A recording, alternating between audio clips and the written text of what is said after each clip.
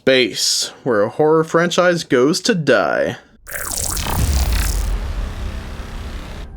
Alright, it's day 10 of 13 for the 13th, and today we'll be looking at the 10th installment in the Friday the 13th franchise, Jason X, released in 2002. The idea for this movie came about due to, apparently, being the only place left for the series to go, and was also done to kind of help tide the franchise over until Freddy vs. Jason would come out the following year. So the movie starts off in 2008, with Jason being kept at a research facility at Crystal Lake. Long story short here, he breaks out and is cryogenically frozen along with the character Rowan that works there. Fast forward 445 years where Earth has been pretty much abandoned and people come down in a spaceship for what's basically like a field trip, and they discover Jason and Rowan in this facility and they bring them on board. They are able to reawaken and heal Rowan, but Jason also thaws out and begins to go on a rampage on the spaceship. Eventually though, Jason is taken out by an android, KM-14, but Jason is fixed by nanites in a medical station and he comes back as a cyborg. Eventually though, the characters that aren't killed are able to escape, and Jason is apparently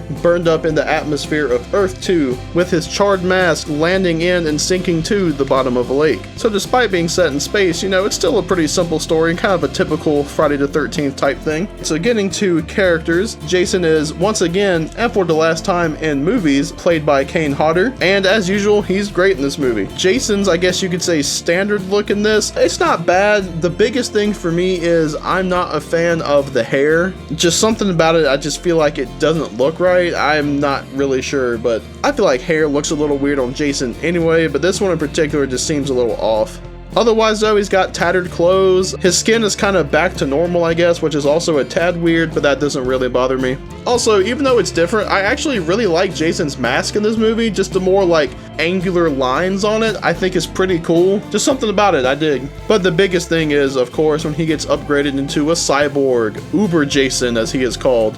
And Uber Jason kinda looks like a Power Rangers villain of some sort. He's a tad goofy, but I actually kinda dig it. The mask is neat combined with his almost Sith eyes. I think he looks pretty cool, even if it's not really fitting for the character. Just as a one-off, Jason's a cyborg. I kinda dig it. As mentioned before, there's Rowan. She's pretty cool. I like her a good bit. There are times where I feel like she kinda blends in with the other characters, if that makes some sense. But I do enjoy her. And there's quite a few characters from the future that I enjoy too, like, oh lord, I hope I'm not screwing up this pronunciation, Sunaron? Kind of a dumb name. He's cool, I like him. I like KM-14, I thought she was pretty badass, especially when she takes out Jason at the end. I like her. And of course, the badass of the movie, Sergeant Brodsky. He is so freaking awesome. I like him a lot, and I really feel like he's one of the best characters in this movie. There's the character Professor Lowe, who, for me, this character kind of reminds me of sort of the mayor from Jaws to a certain extent. Just that character who's clearly making the wrong choices for the wrong reasons. No, you can't kill Jason. We need him for something. What do you mean we have to close the beaches for the 4th of July? That kind of thing. But like Uncle Charles in part 8 and Dr. Cruz in part 7, he's just one of those characters where you're glad to see him go when he does get it. Otherwise though, the rest of the characters are kind of eh. There's a doctor from the beginning of the movie that's played by David Cronenberg that's pretty cool. He also gets, I think, one of the better deaths in the movie. But yeah, so I think on the whole, the cast here is pretty good, like all things considered. Possibly not the most interesting characters in the world, but I think there's a fun bunch here that kind of adds some entertainment value to it. Now on to the kills, and let me just go ahead and get the one out of the way that everyone freaks out at, which is Jason taking this character Adrian and putting her face into liquid nitrogen, freezing it, and then smashing her head on the counter. Yes, it's awesome, extremely creative, and is probably the best part of the movie, and that's within the first like what, 20-ish minutes or so?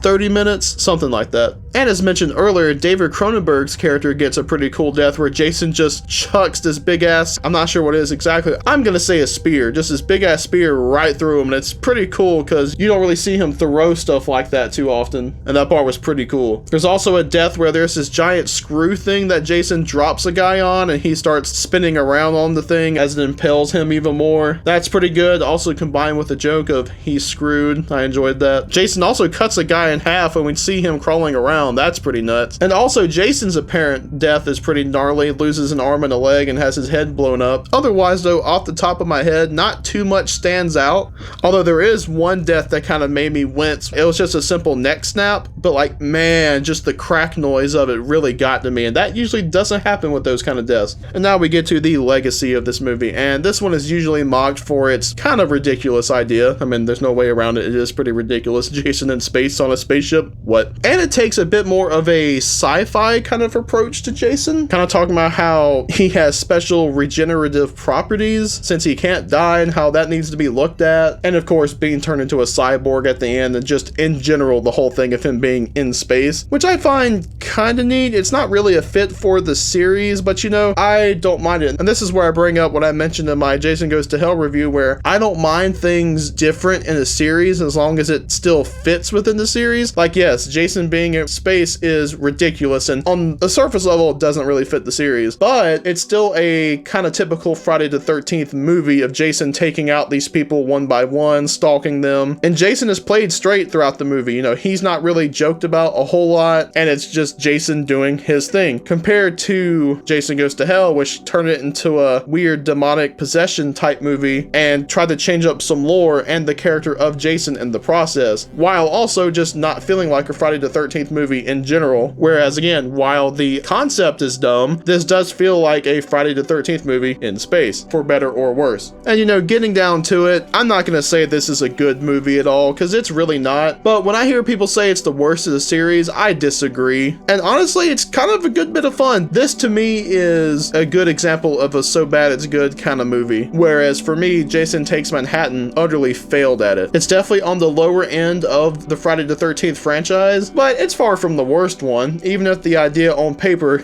sounds dumb.